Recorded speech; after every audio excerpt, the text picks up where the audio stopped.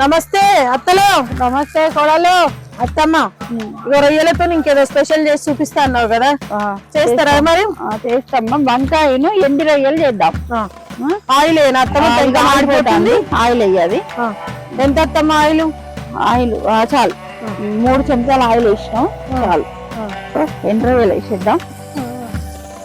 మొత్తం అందరు 4 పిలుచుకొస్తుంది మా బిడ్డ అయితే. నువ్వు మీ చెల్లె ఉన్నారు ఎందుకు? నువ్వు ఎట్లా పెడతా తింటాం గానీ తినడానికన్నా రావా? ఇక తిండి అనొద్దులే అత్తమ్మ. పచ్చిమిరపకాయలు 5 పచ్చిమిరపకాయలు, 2 ఉల్లిగడ్డలు. మంచిగా చూడు అసలు కట్టెల పొయ్యి మీద ఇంత మంచిగా అంటే అబ్బా.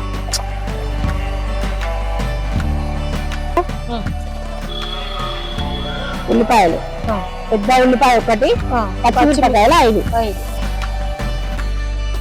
రొయ్యలు స్మెల్ రాకుండా ఉండాలని చెప్పేసి అన్నారు కదా అత్తమ్మ. అప్పుడెప్పుడో నాకు ఒక రోజు వంట చేసి చూపించారు కదా రొయ్యలకు సంబంధించింది. వంకాయలు కూడా అబ్బాయి ఏమున్నాయమ్మా అసలు. పల్లెటూరు అంటే పల్లెటూరే అసలు.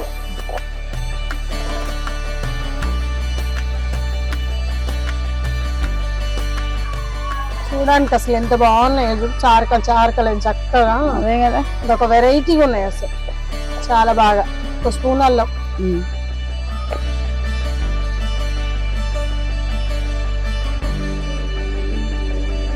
మనము ఎట్లయినా పసుపు ఎక్కువ వాడతాం, యాంటీబయాటిక్ కదా. ఎలాంటి పసుపు రాకుండా అని ఎవరు వాడినా పసుపు వల్ల అల్లం వెల్లుల్లి పేస్ట్ వల్ల ఏమి ఇబ్బంది ఉండదు. మంచిదే, ఆరోగ్యానికి చాలా మంచిది. వంకాయలు కోసేటప్పుడు ఈ తొడిమెలు చాలా టేస్ట్ ఉంటాయి. అవి మగ్గినాయి కదా, ఉల్లిపాయ మగ్గింది, రొయ్యలు మగ్గినాయి, టేస్ట్ ఉంటాయి.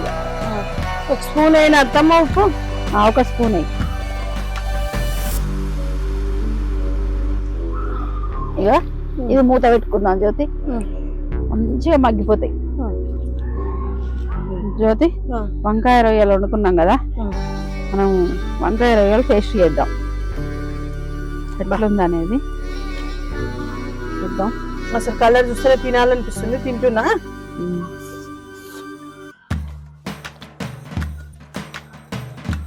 అబ్బబ్బా, నోట్ వేసుకుంటే ఇట్లా కరిగిపోతుంది.